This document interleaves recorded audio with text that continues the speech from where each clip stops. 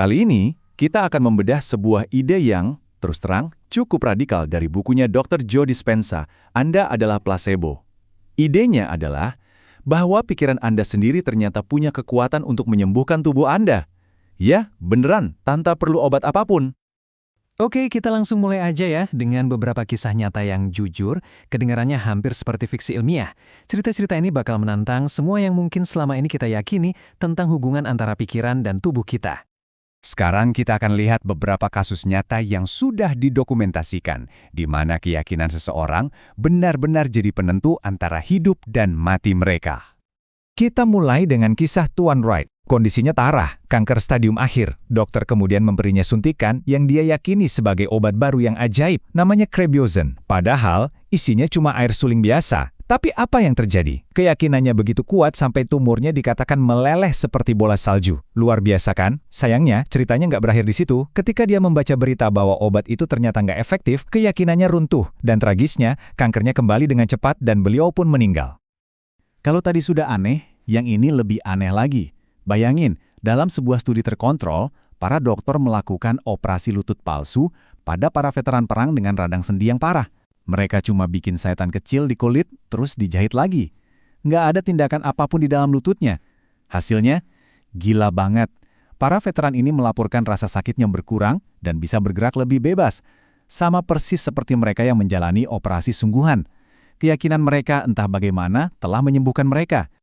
Tapi, kekuatan ini tuh kayak pedang bermata dua. Ada sisi gelapnya yang disebut efek nocebo. Contohnya Sam Lande.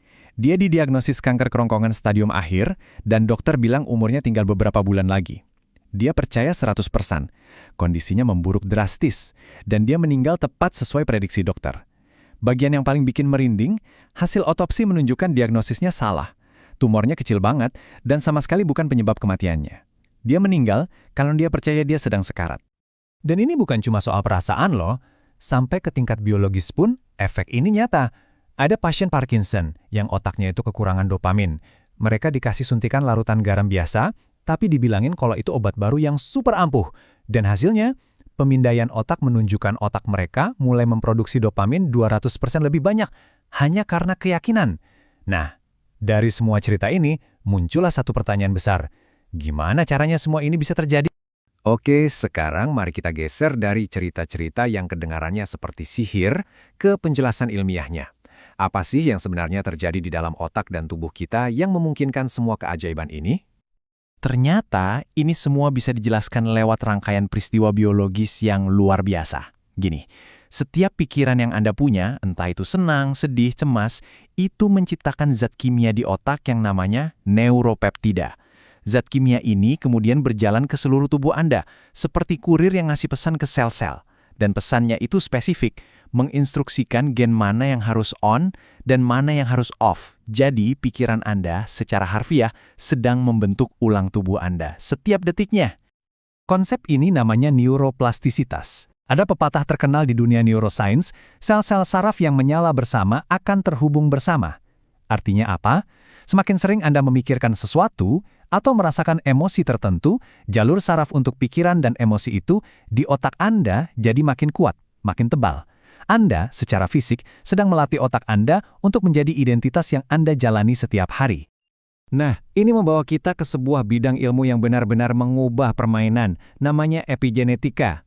Ilmu ini menghancurkan mitos lama yang bilang kalau gen itu adalah takdir yang nggak bisa diubah. Intinya gini, epigenetika itu membuktikan bahwa Anda bukanlah korban dari DNA Anda. Justru sebaliknya. Pikiran, perasaan, dan pilihan gaya hidup Anda sehari-hari, itulah sinyal yang bisa memerintahkan gen Anda untuk berekspresi dengan cara yang berbeda. Anda memegang kendali, bukan gen Anda. Oke, jadi kalau kita ternyata punya kekuatan sehebat ini, pertanyaannya adalah bagaimana cara kita menggunakannya secara sadar untuk mengubah hidup kita? Jadi, gimana caranya? Buku ini mengusulkan sebuah formula yang sangat kuat. Pertama, kita harus punya niat yang sangat jelas, pikiran yang fokus tentang apa yang kita inginkan. Kedua, dan ini kuncinya, kita harus menggabungkan pikiran itu dengan emosi yang ditinggikan. Misalnya, perasaan syukur atau sukacita. Seolah-olah keinginan kita itu sudah terjadi. Kombinasi dari pikiran yang jernih dan emosi yang kuat inilah yang menciptakan sinyal baru untuk tubuh kita. Kenapa ini bisa berhasil? Karena ada satu fakta luar biasa tentang tubuh kita. Tubuh nggak bisa membedakan antara pengalaman yang benar-benar terjadi dengan pengalaman yang cuma kita bayangkan dan rasakan secara mendalam. Jadi, saat Anda secara emosional merasakan sebuah kejadian di masa depan, tubuh Anda percaya itu sedang terjadi sekarang.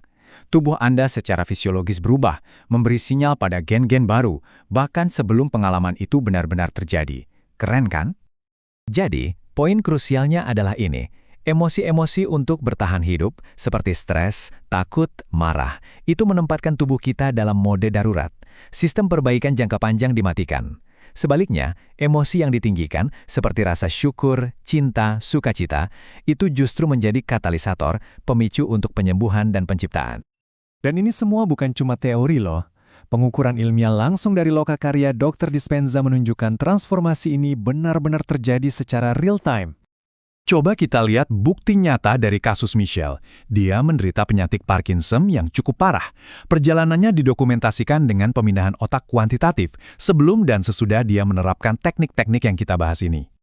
Hasilnya benar-benar menakjubkan. Lihat deh, pemindaian otaknya di awal itu menunjukkan kekacauan dan disregulasi yang ekstrim, penuh warna merah. Tapi setelah dia rutin mempraktikkan meditasinya, pemindaian barunya menunjukkan otak yang jauh lebih seimbang dan koheren, kembali ke warna hijau yang normal. Dan yang paling penting, gejala fisiknya, tremornya itu hampir sepenuhnya hilang. Jadi, dengan belajar mengubah kondisi internalnya setiap hari lewat latihan yang konsisten, Michelle benar-benar berhasil mengubah otaknya, tubuhnya, dan tentu saja hidupnya.